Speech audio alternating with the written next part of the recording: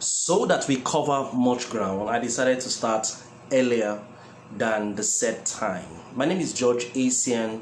Welcome to Public Speaking Masterclass, where we get to learn everything we need to know to become effective speakers, to become commanding communicators. In this time and age, there's a dire need for the emergence of public speakers. Our focus today will be on vocal variety and body language. What role these twin principles or twin ideas play in you speaking better. So if you have a pen and your biro, this is the time you've got to write. You've got to learn stuff.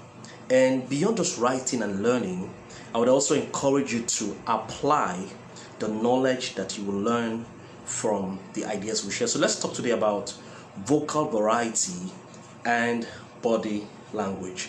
So my name is George Essien. I'm a life coach, motivational speaker of more than 15 years. I've been doing this. I've been helping people become better speakers. In 2015, I started off an academy, a public speaking academy called Podium Dynamics Academy, where we help speakers to make their speeches meaningful. Today, we're going to be focusing on a part of public speaking, one of our curriculum, and because of the length of which it is, we're going to be focusing on vocal variety and body language. That's vocal variety and the impact of body language on it. If you want to get more information about George Essien, simply go to georgeessien.com, georgeessien.com, and then you get more information. Look up for anything public speaking.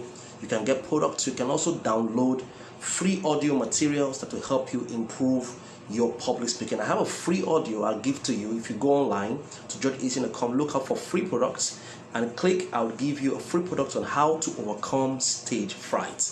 I also have other free products on different concepts and subjects that will be of great interest to you. If you want to get our paid products, you can also check on the website. You will see places that you have to you can pay, or you can also go to dr.georgeessien.com, dr.georgeessien.com, and you get to learn.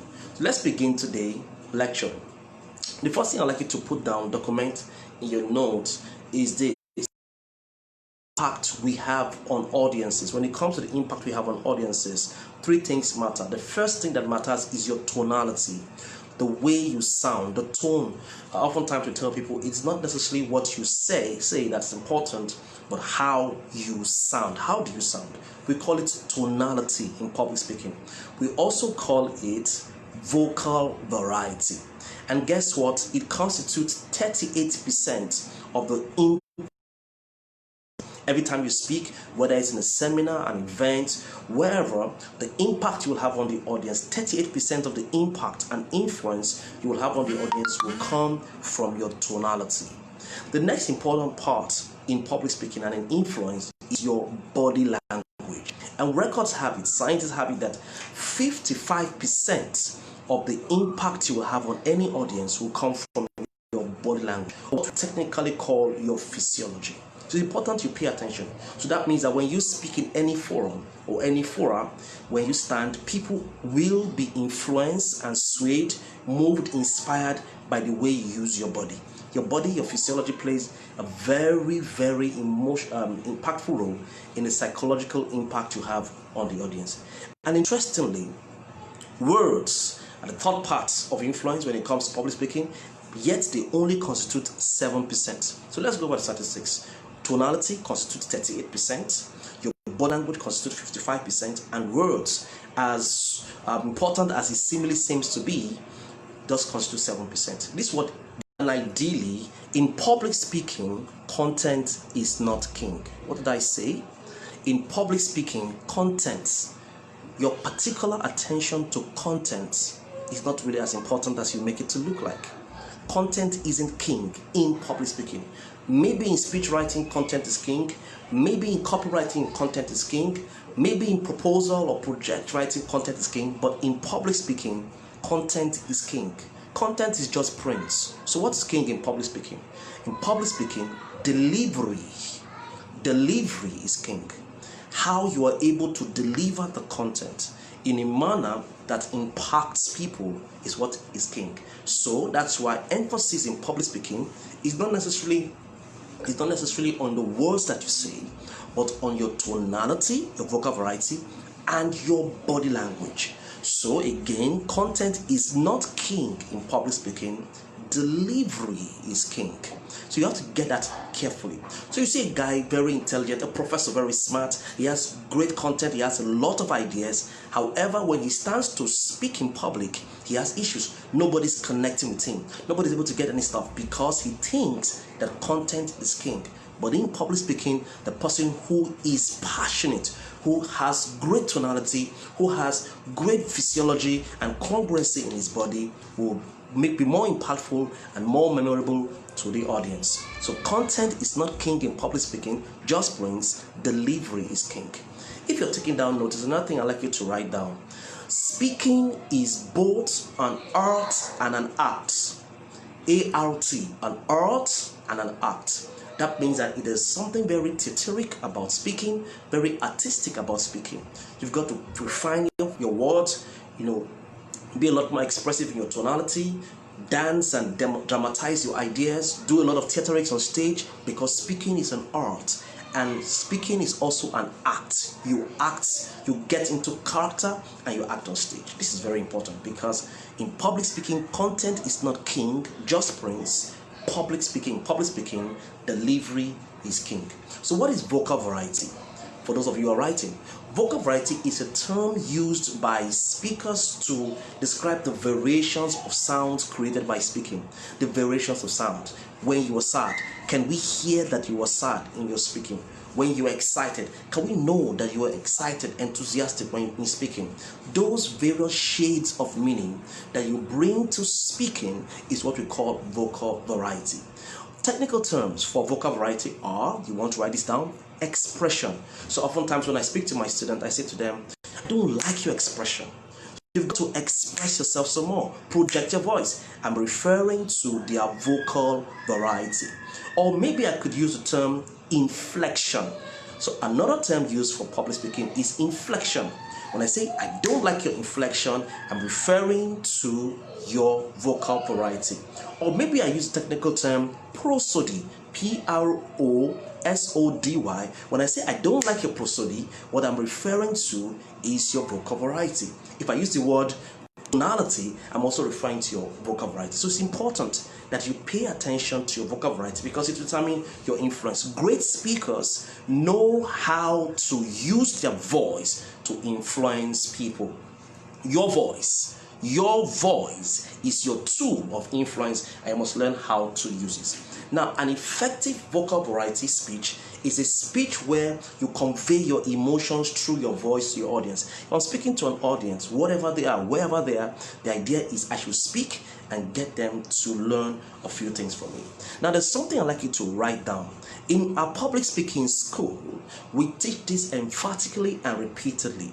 We tell people that there are 5 qualities of a good speaking voice. If you hear any speaker anywhere, you can look out for these 5 qualities. So what are the 5 qualities of a good speaking voice? You may want to write them. The first thing is that a good speaking voice has to be pleasant.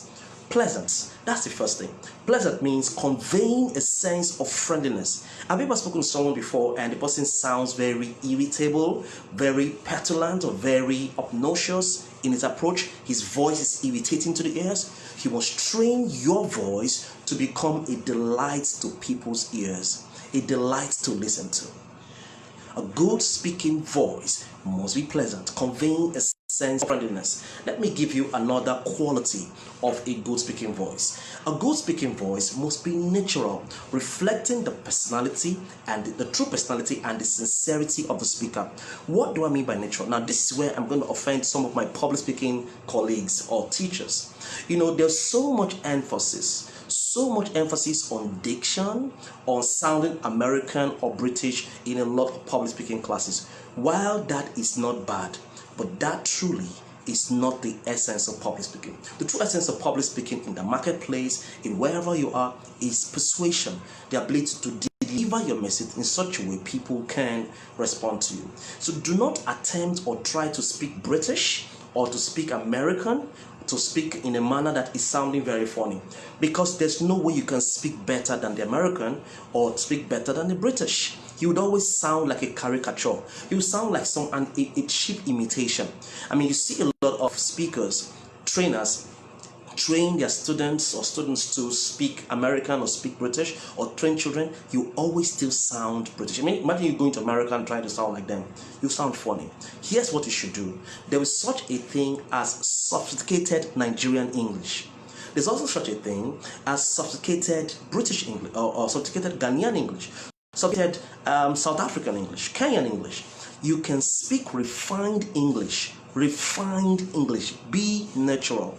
I mean, I listened to someone called me from the United States the other day, an American, a white lady, and she was telling me, I like the sound of your voice. I like the way you sound. You sound clear and articulate. That's the most important thing. So be natural. Don't be a cheap imitation. Do it your way. So the next thing that you must also realize as a quality of a good speaking voice is forceful. A good speaking voice must be forceful, conveying vitality and strength even when it isn't especially loud. So oftentimes we think that a good speaking voice has to be loud. No, but forceful, by forceful we mean that it should convey vitality. I mean, you go for events, and when you go for those events, you see people hold the mic, and as they hold the mic, people at the background are saying, raise your voice, volume please. How can you be holding a microphone in an event, in an occasion, and people are still requesting that you project your voice? When you have cause to ask questions or to make contributions in whatever gathering, make sure that you project your voice. It's very vital that you project your voice. And the idea basically is to learn to speak from the pit of your stomach and not from your throat. Every time you give a conversation, you will make more impact. You'll be more memorable when you speak from the pit of your stomach rather than from your throat. So a good speaking voice must be forceful, conveying that sense of vitality even when it isn't especially loud. Number 4, a good speaking voice must be expressive. I mean, demonstrating various shades of meaning, never sounding monotonous or emotionless. Demonstrating various shades of meaning. When you are enthusiastic, we should know that you're enthusiastic. When you are nostalgic, we should know that you're nostalgic.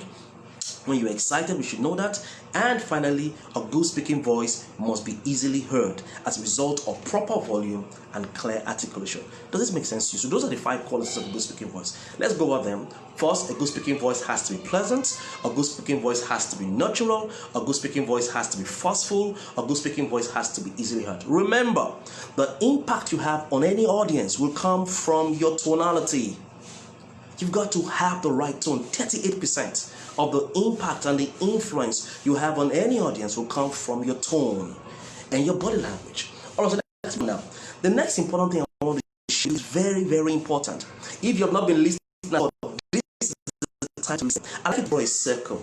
Draw a circle and then divide that circle into 4 parts. Draw a circle and divide that circle into 4 parts. Every time you speak, wherever you speak, you do 4 things, and it's seen in your voice. The first thing that you do is that you sound authoritative. The next thing that you do with your vocals is that you animate. We call it animation. The next thing you do in your vocal variety is that you try to be authentic. And the last thing that you do is that you try to get people to anticipate. So 4 things we do with our vocal variety. Number 1, we sound authoritative. Number 2, we animation. Number 3, we try to be authentic. And 4, we try to get people to anticipate. So how do you sound authoritative when you are giving a speech? This is the way to go. This is how to manipulate your voice. This is how to get your voice to influence people. The way to sound authoritative is to be slow and loud. The way to sound authoritative, to convey authority, maybe you're about to give a strong message, an important message, is to be slow and loud.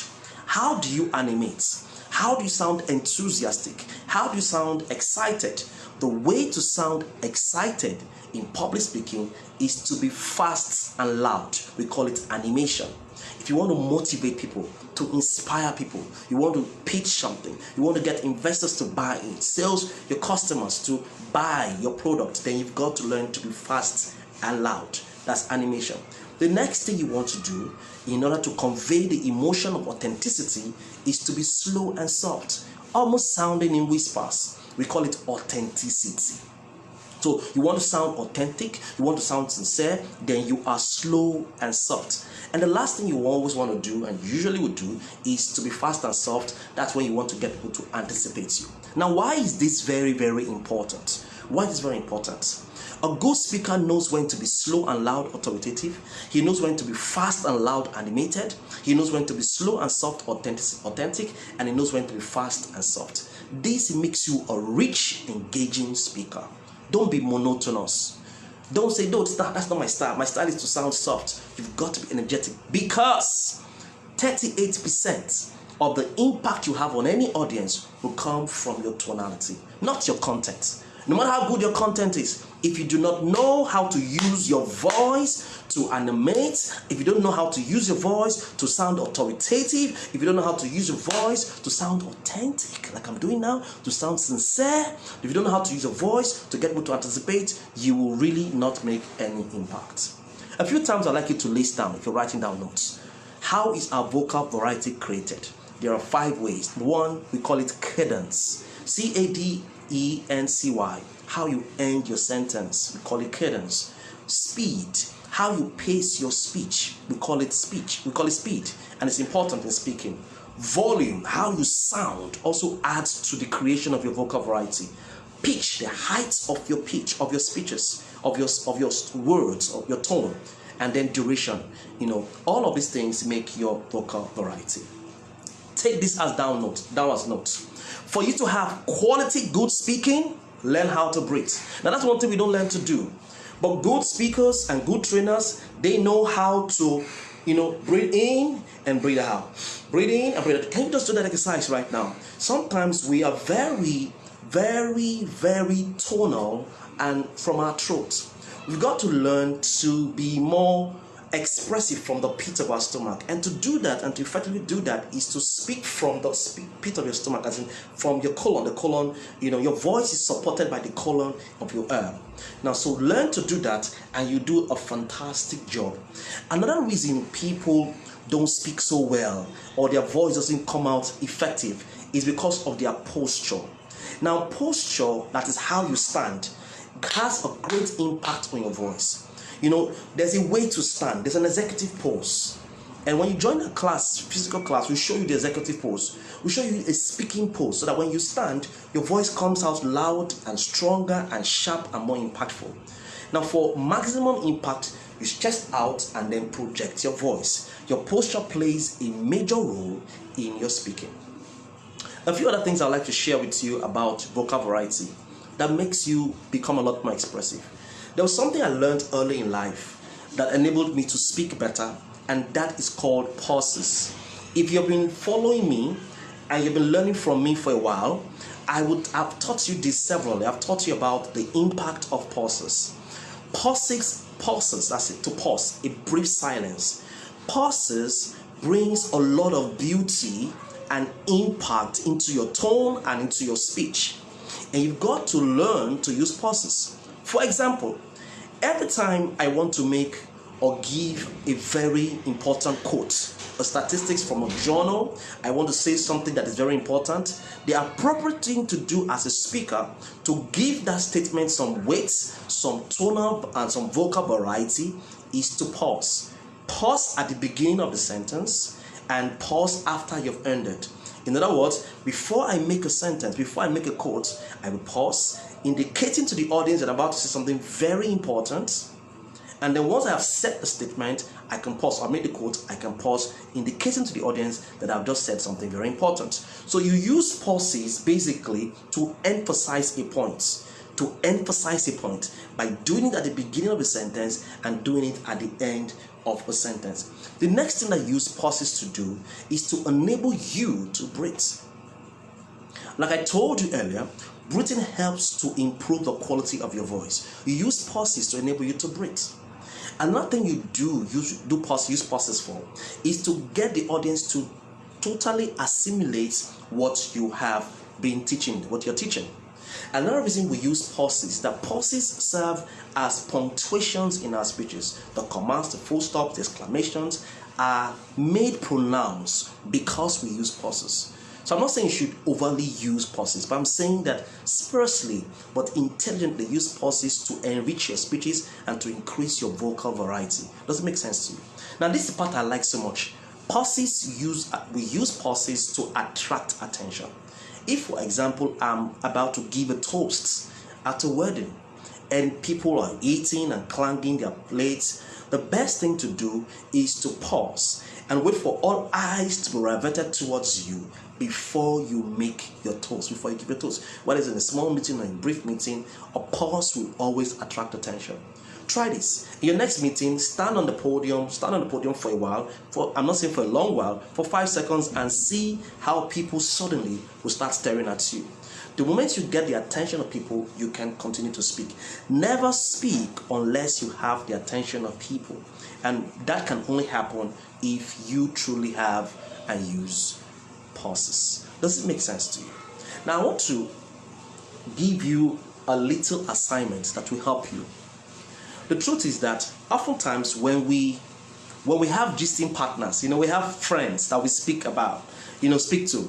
We are gossiping, we are gisting, we are talking about what happened. We're so very relatable. I mean, you need to record your voice and see how animated you are. See how authoritative, see how you mimic people. See how you use dialogue in your expressions as you speak with your friends. You really need to observe yourself. But guess what? When you tell that same person to climb the stage and speak, he suddenly starts becoming afraid. He becomes monotonous. He becomes boring. The goal of good speaking is to translate your gisting experience into your public speaking engagement. Translate your speaking or your gisting experience into your public speaking engagement. That is the experience, the joy, the excitement you have when you're gisting with your partner. Can you not translate it on stage? We call it the speaker intelligence. How that you're able to translate, to export how you're so friendly and so free with people, even to a huge conversation. Does it make any sense at all to you? Now, this is why this is important. Because true great speaking is very, very conversational. People don't just want you to speak to them, people want you to speak with them. And you want to move your speaking to the point where people can say, wow, I enjoyed that speaker because she spoke or he spoke with me. There was something we call the ham sandwich exercise. Ham sandwich exercise. Do you know what ham sandwiches? You know what ham sandwiches? Let me know if you know what ham sandwiches. HAMSANDWICH. You know what a sandwich is? A sandwich, put sardine, put butter, mix it into bread and all of that, okay? So a sandwich is basically that. But when you have a ham sandwich, so bread is usually the main thing in sandwiches, okay? So but a ham is ground meat, and you have hamburgers, so you also have ham sandwich. Now I don't think that's popular here, but in European countries and in America, ham sandwich is quite popular. So now I'd like you to say ham sandwich in a very angry way. As in, just say wherever you are, as you're watching me, try practicing saying ham sandwich with anger. Now you can do this exercise. To get this exercise done effectively, tell your friend or somebody who is around you that you want to say these words angrily, and then say it as angry as you can, and tell the person to note whether you really sounded angry. Ham sandwich, anger. Say also ham sandwich happily, as if you're excited to eat that ham sandwich. Say ham sandwich desperately. Say ham sandwich importantly. Now, how would you say ham sandwich importantly? You say ham sandwich importantly by slowing down and emphasizing the point. So doing this thing, and the idea basically is to help you find out for emotional truths and believability. There's another exercise we do in vocal variety, and this can only be done if you're in live class with me. If you're in a live class, I'll show you this exercise, or you are in a community, I'll show you this exercise. I'll show you experiment and videos so you can see this exercise done. There's something we call in public speaking and in vocal variety called the pitch experimentation. The pitch experimentation. Now, so basically, the idea is to learn how to say sentences or words at the most appropriate pitch. Saying words in the most appropriate pitch. Let me give you an example. How would you say, I want a new car? Would it be a high pitch, or middle pitch, or a low pitch? How would you say, her grandmother died yesterday? Would it be high, middle, or low? How would you say, this dinner is delicious? Would it be high, middle, or low? Knowing the appropriate pitch to use would enhance and improve your vocal variety. This is so important. You know why it's important? Because 38% of the impact you have on any audience comes from your vocal variety. So let's switch to something else. We said we're not just going to be talking about vocal variety. We're going to be looking at your body language. How your body language is important, the way you move your body. And for you to know body language, you need to understand what we refer to as body language classifications. What constitutes your body in public speaking? What do we say when we say body or physiology? What are we talking about in public speaking? We're looking right now at body language classifications. Number one, the first thing that constitutes your body, and guess what?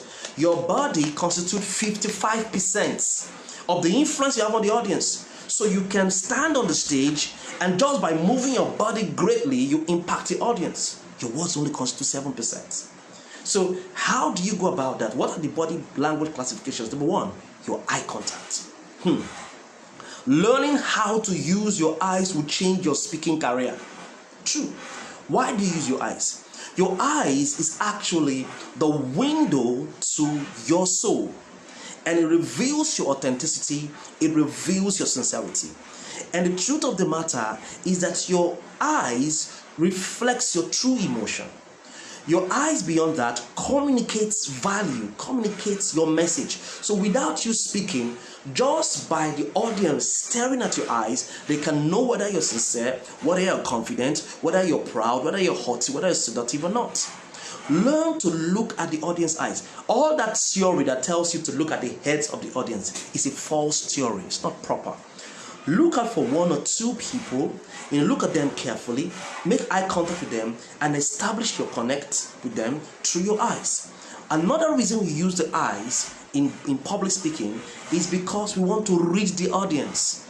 I mean, I've gone to meetings before, and the speaker just keeps on speaking and speaking, and is not staring at us. We are lost, we're not connected, he doesn't have the sensory acuity to know that we're not in this game, we're not in this meeting, a lot of people are sleeping, and he just keeps on speaking and speaking. That's a person who doesn't know how to use his eyes.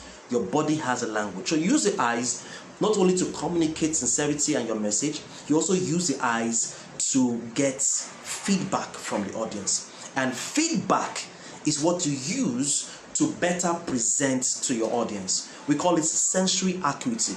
The ability to calibrate the emotions, the ability to know how the audience is faring per time. This is very vital. And another very important thing of your body language is called your posture, how you stand on stage. I told you there are different postures on stage. We have what is called your, the executive pose and many other kind of poses, which will teach you in a live class. Another kind of body language classification is a head position. There are people who literally bob their head. Do you know what it means to bob your head? To bend your head like this. Trust me, there are speakers, a lot of speakers, who bob their heads like this when they speak. It's not appropriate. Your head positions, your arms, the angle of your body, your hand gestures, the way you move your hands like I do. I use my hands a lot in speaking, and it conveys a lot because I know that in speaking, my hands play a major role, so I use my hands a lot. And of course, your facial expressions, the way you use your face. Now, write this down in your notes. One of the fastest ways to get your audience to connect with you when you speak, one key thing you want to quickly get as immediately as possible is rapport, instant responsiveness from the audience. If you lose rapport with them, you're not going to convince them, you're not going to be able to connect with them. So the first thing you want to do as a speaker is connect before you cast and before you convince. So how do you go about doing that? You can do that easily. You can disarm the most difficult audience. You can make softer the most hardened audience by a smile. Someone says that a smile speaks better than a sermon. A Chinese people says that he who cannot smile should not open a shop. I mean, a smile will release endorphin. Endorphin is a happy hormone, an enthusiastic hormone in your system. It releases hormone into your system and even makes you a lot more relaxed and happy. And that's good for your speaking experience. A smile will also get the audience to smile back at you. Learning how to use your face is important. And that's why we say in public speaking that you probably need to understand how to use two tools. The first tool you're going to have available to you is what we call the recorder. The recorder, I mean, your phone has a recorder. Okay, your phone has a recorder. Use the phone to record your voice. Use your phone to record your voice. Why are you using the phone to record your voice? So that you can listen to gap fillers, all the you can knock that off or reduce a lot of it by using a recorder. You also use a recorder to listen to your diction, your grammar, your pronunciation of words. You also use the recorder to see that you're making proper sentences and to check for your emotional believability and your vocal variety. That's why you use a recorder. The first time I listened to my voice, I have a personal recording studio in my office. The first time I listened to my voice, I didn't like how I sounded. I sounded very funny. Has it happened to you? Record your voice and then you're listening to yourself and you're wondering, is that me? Does it happen to you? So you've got to learn to accept your voice and learn to improve your vocal variety, vocal voice tonality, so that you can be more impactful on the audience. So that's the first tool we use. The second tool that we use is a mirror. Every great speaker has a mirror he uses, so that he can see for his facial gestures, for his body movement. Why? Because 55% of the impact you will make on any audience will come from your body. So use a mirror. One of the exercises that one of my mentors, Les Brown, does is that he goes into the room, locks the room, stands before the mirror and rehearses his presentation. He rehearses his presentation before the mirror. He sees how he's going to stand, how he's going to move right there before the mirror. It's called mental rehearsal. He rehearses his presentation, his opening and his close. So use a mirror, and we use a mirror and a recorder as public speakers. So that's what you start learning to use. That's how to improve your speaking. In modern times today, we don't need to use a mirror and use a recorder. You can use your phone. Your phone can serve as an audio recorder.